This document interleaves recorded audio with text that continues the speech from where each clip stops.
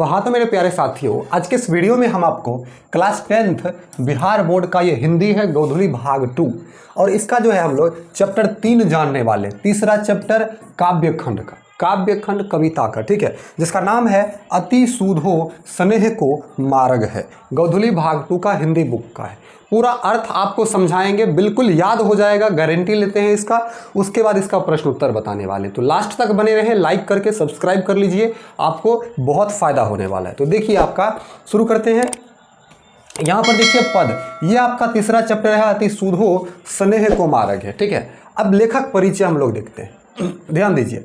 इसमें जो है मो आंसू वाहिनी ले वर्षो, ये भी एक पद है। दूसरा, एक पहला है अति सूधो स्नेह को मार्ग है, ये पहला।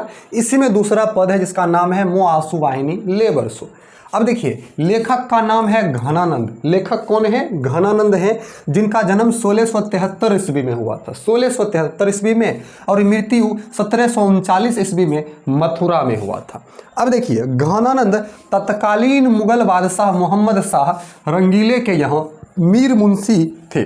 तत्कालीन का मतलब होता है कि जिस समय वो थे उन्हीं के समय में वे मुगल के बादशाह मोहम्मद शाह रंगीले के यहाँ मीर मुंशी का काम करते थे और अच्छे गायक और श्रेष्ठ कवि थे। अच्छे गायक के साथ साथ श्रेष्ठ, मतलब सभी में इनका सम्मान था, कवि थे। कहा जाता है कि ये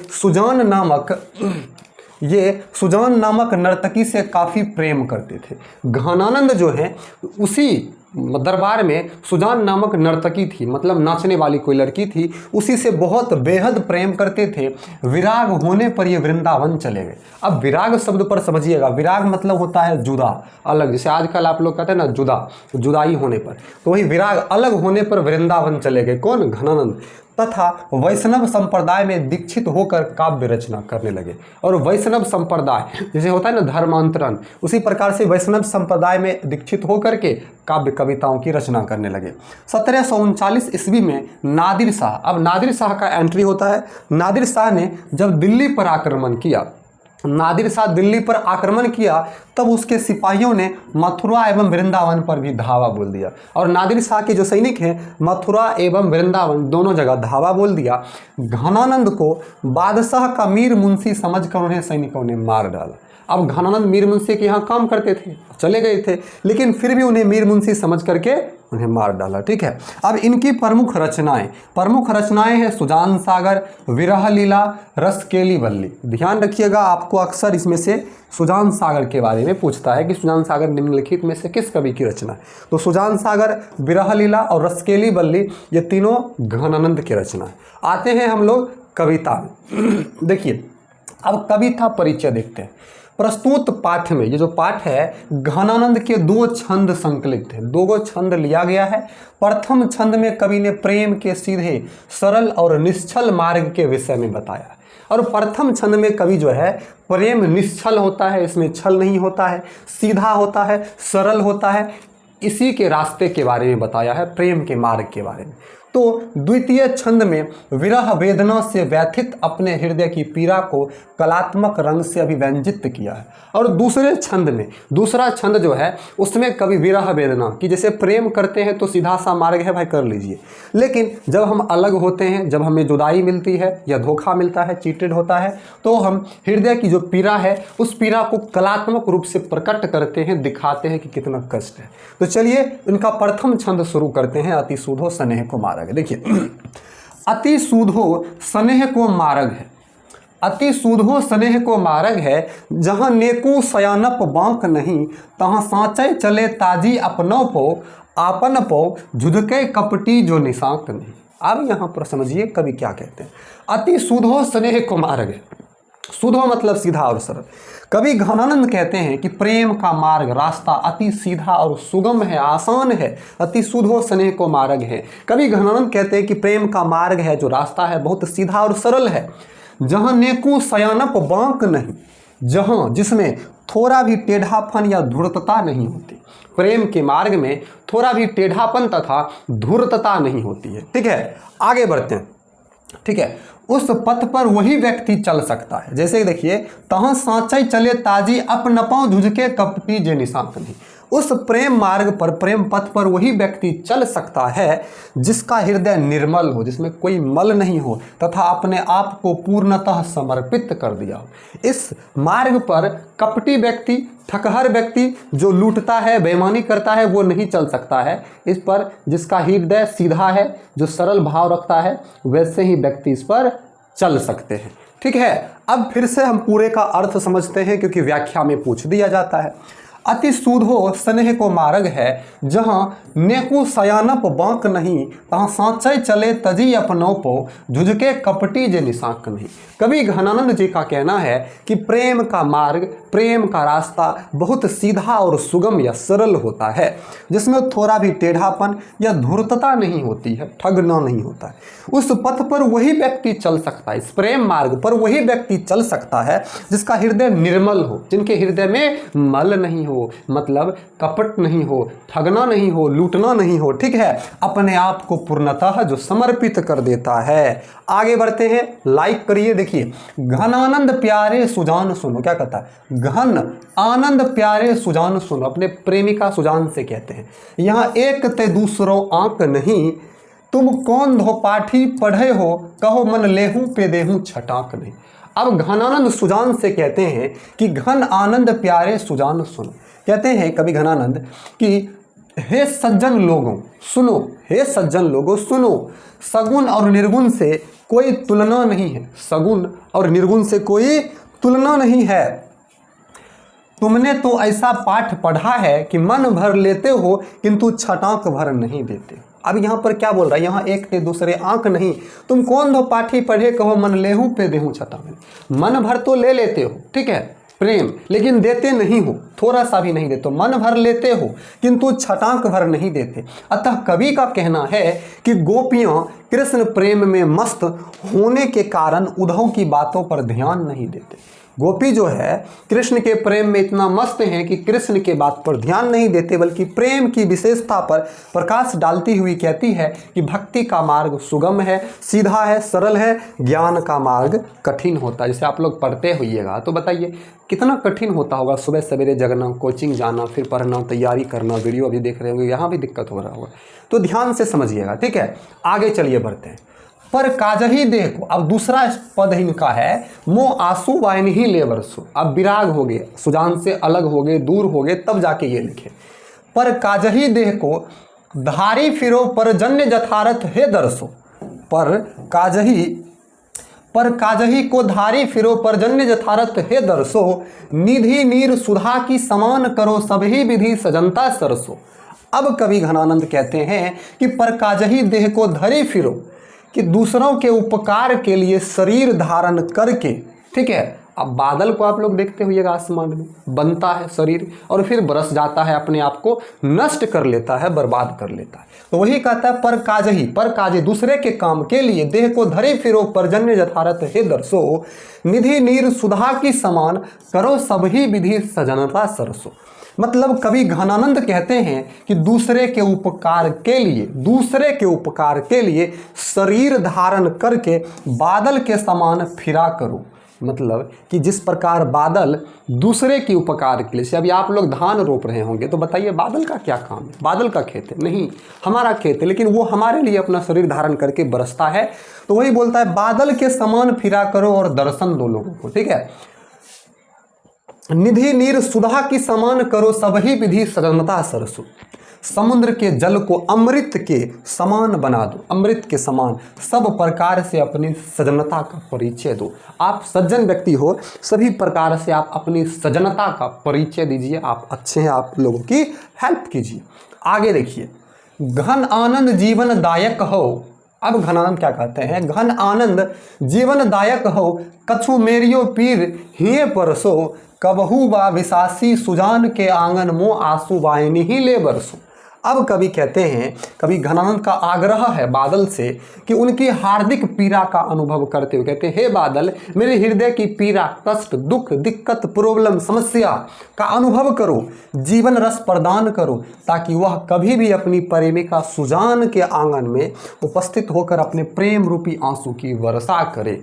देखिए, हर प्रेमी चाहता है कि उसकी प्रेमिका उसके कष्ट को, उसके दुख को, कि हम तुम्हारे याद में जल रहे हैं, मर रहे हैं, ये हो रहा है, वो उसको पता चले कि हम कितना दुख में हैं उसकी वजह से। तो वही घनानंद भी कहता है कि हे बादल, आप दूसरों के लिए इतना काम करते हैं, दूसरों के लिए इतना काम करते हैं, कृपया मेरे लिए भी आप अपना देह धारण करके सुजान के आंगन में जाके बरस जाइए मेरे आंसू के स्वरूप में, ताकि सुजान को पता चले कि मैं उसके विरह में कितना रो रहा हूँ।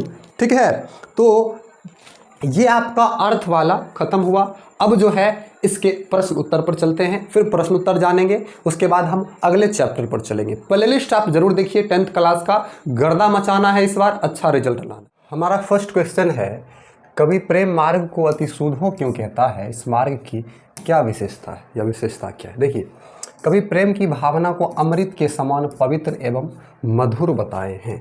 ये कहते हैं कि प्रेम मार्ग पर चलना सरल है, इस पर चलने के लिए बहुत अधिक छल कपट की आवश्यकता नहीं है।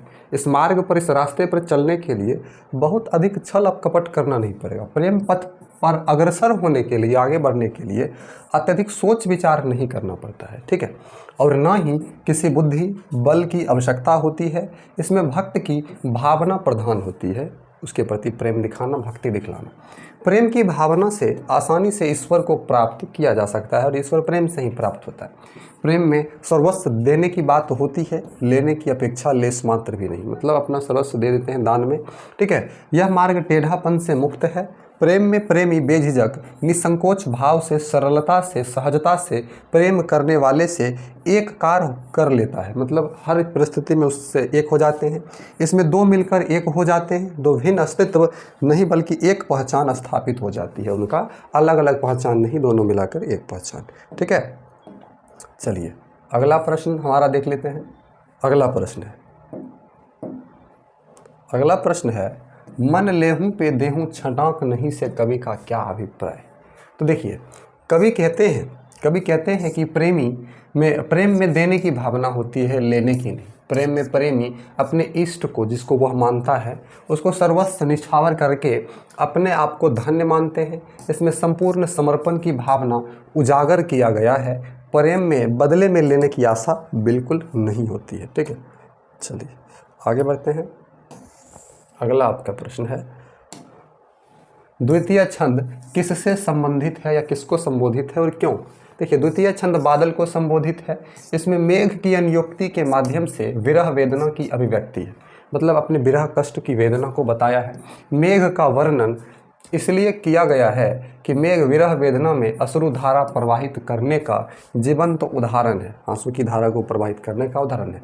प्रेमी अपनी प्रेम आंसुओं की अविरल धारा के माध्यम से प्रेम प्रकट करता है। इसमें निश्चलता एवं स्वार्थहीनता होता है प्रेम।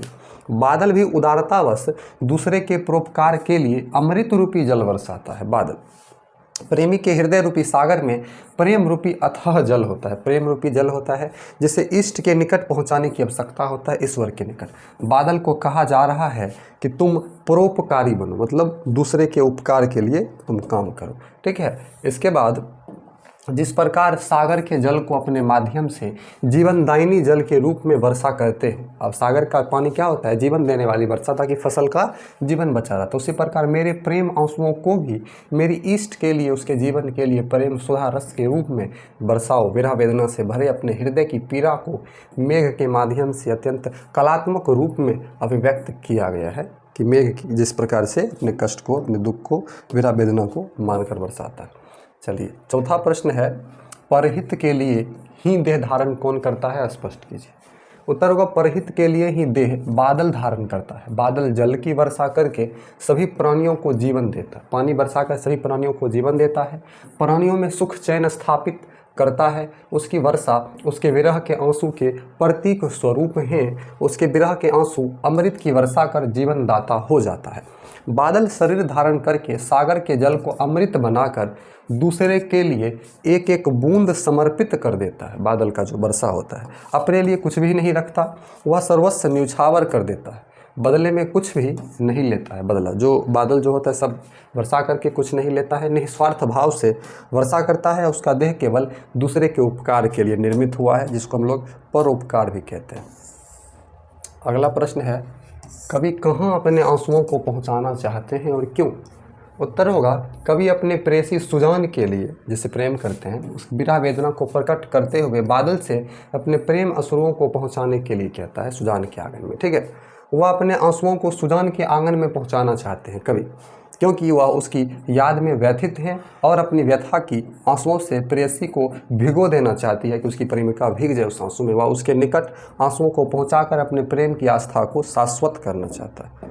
ठीक है, अगला आपका आ गया है व्याख्या करिए। ठीक है, चलिए देखते हैं, व्याख्या करते हैं।